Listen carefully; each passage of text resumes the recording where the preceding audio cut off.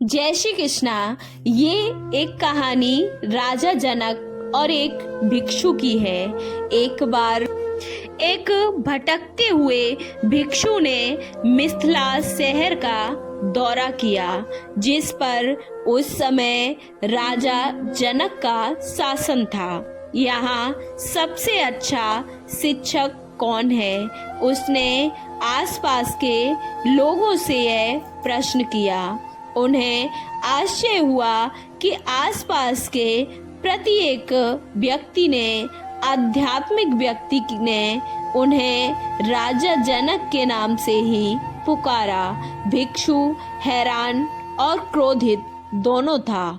एक राजा आध्यात्मिक रूप से इतना ऊंचा कैसे हो सकता है? ये लोग नहीं जानते कि सच्ची आध्यात्मिकता क्या है। उसने सोचा। वह राजा के पास गया और उसने राजा से पूछा, हे राजा, यहाँ के लोग आपकी बहुत प्रशंसा करते हैं। आप एक सांसारिक सुख सुविधा संपन्न व्यक्ति उन लोगों से अधिक आध्यात्मिक कैसे हो सकते हैं, जिन्होंने सर्वोच्च सत्य को जानने के लिए अपना सब कुछ त्याग दिया है। प्यारे, तुम बहुत दूर से आए हो।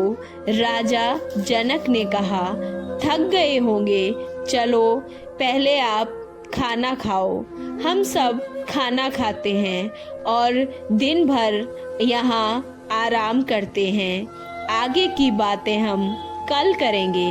राजा उसे अब शाही खाने की मेज पर ले गए और भिक्षु अब उसे तरह तरह का भोजन खिलाने लगे।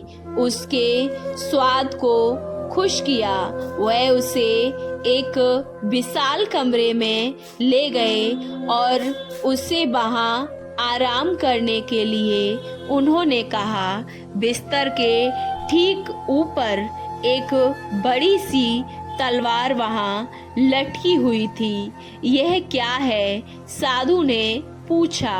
अरे बुरा मत मानना, यह तो सदियों से चला आ रहा है। यह एक पुराना रिवाज है। बस अच्छी नींद लें आप और सुबह ही होते हम मिलते हैं। राजा ने उस साधु से कहा और जल्दी से वहां से बाहर वह निकल गए। भिक्षु को चिंता थी कि रात के समय यदि तलवार उस पर गिर सकती है और उसे मार भी सकती है।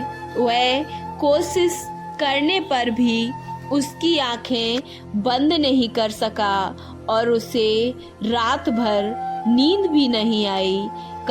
और अब जब सुबह हुई तो राजा उससे मिला और पूछा, महोदय, रात कैसी रही? मुझे आशा है कि आप अच्छी नींद सोए होंगे।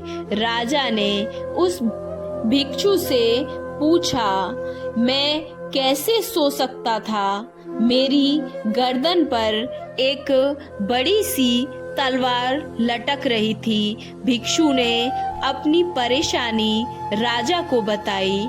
जब कोई जानता है कि अब मृत्यु निश्चित है तो संसार के सुख उसे कैसे दूर कर सकते हैं? सांसारिक कर्तव्य उसकी आंखों को सर्वोच्च लक्ष्य से कैसे दूर कर सकते हैं?